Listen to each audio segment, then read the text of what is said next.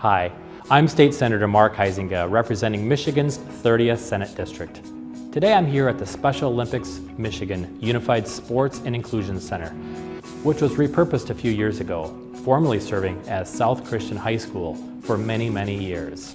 Since its inception, the Special Olympics has been a global movement that unleashes the human spirit every day throughout the world, providing transformative power and joy of sport. Through programming in sports, health, education, and community building, Special Olympics is tackling inactivity, stigma, isolation, and inequalities that people with intellectual disabilities face.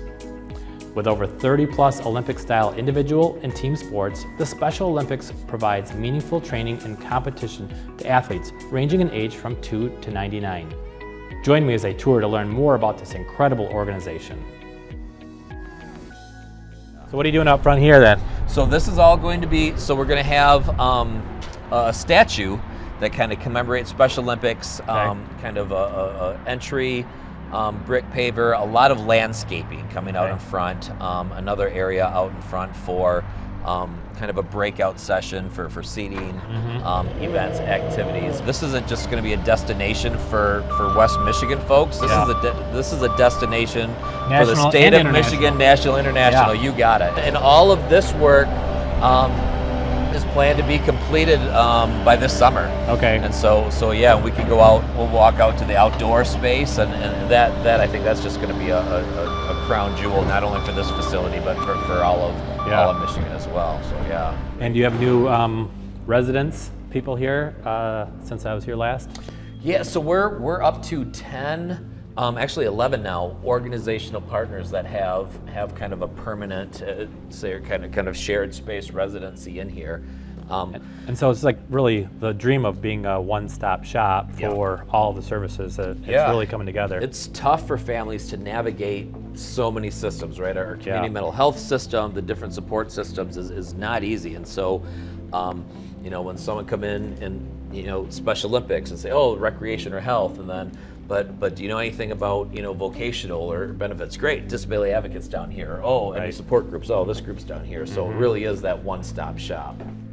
How about the bus navigation? Have you had good outreach from the Rapid and teaching people how to use the bus system and things like that? Yeah, and that's again one of the great things of having partners within the building. Disability Advocates of Kent County is fantastic on that. Like they specialize in that. Yeah, they have know individuals that work and train, and like you said, they know it. So where we may have a little bit of limitations, they can come in and assist. And the Rapid's been a good partner and with some of that. So, recently, so this has been updated, so showing what an old library can really turn into. And so this has been a great multi-use media.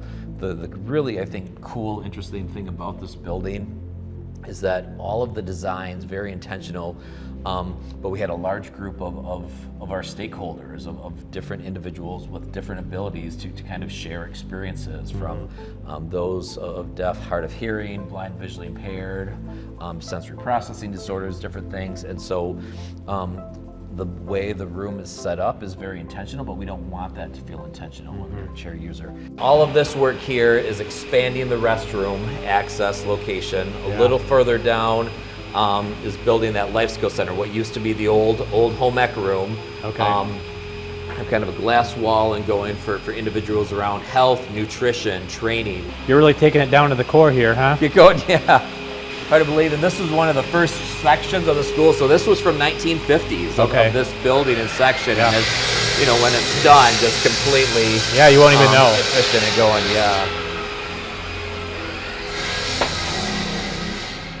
Yeah, this has changed a little bit. Yeah. So just, how many months ago it was just kind of just general grass, and it was functional, but not to the point what our athletes want and deserve. And so this is really going to be, as we talked about, a first-class sports complex. That's going to be an 8-lane collegiate-style track.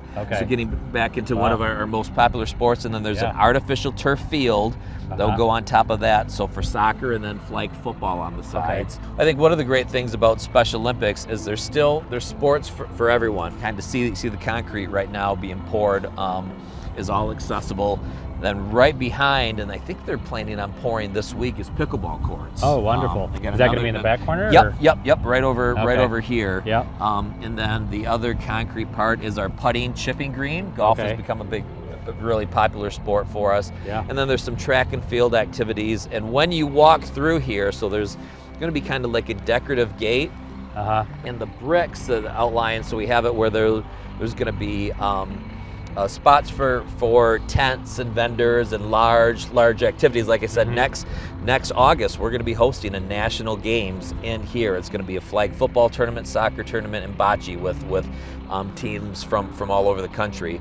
But they're going to walk, and the bricks are red, and so we wanted to kind of put that as every time our athletes walk onto the fields, it's like they're walking on the red carpet and we're ready to go. Awesome. So this was from a large part of the funding that you were so supportive and from helping to secure with the state of Michigan, because without it we wouldn't have been able to do this. But again, the value, I think, is we're really excited. It's going to bring people to Michigan as well, and they're going to spend those dollars here. Yeah. Well, and the state dollars helping everybody from the state. This isn't just a Grand Rapids thing. This is something for everybody from the state to use, and it's to be here for all athletes of whatever their issues are is, you call it the Inclusion Center, so it's awesome.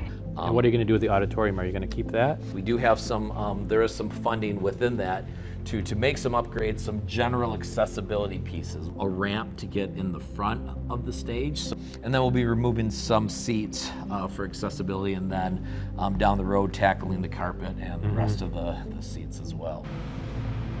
Wow, this looks amazing. A couple things that make it unique for us, and we've shared with others, is the partnership with so many different organizations, because it helps with the sustainability of the funding. Right. So every one of those organizations is paying in as well. So long-term maintenance fees, the costs, everything. So we know, but gets great ideas for programming. But when it all boils down, right? It's our Special Olympics athletes and community that get to enjoy this. So yeah, these were, and it's got every county in Michigan of where, because we're in every county in Michigan and represent. So athletes come in and say, yeah, this is my place too. Right. I don't believe we'd have this, or there's no way we'd be this far along without your advocacy and support. So Special Olympics Michigan wanted to award you with a Game Changer Award, because you're truly a game changer for our movement. So we thank you for all that you do. Thank you, and I appreciate that. And it's one of the jobs that we have that's part of being in state government, is that it's truly an honor to represent our people of our district. But for the people of the state of Michigan to know this exists for them, it's my honor, and I'm proud to support and help this. Great. Well, thank you so much.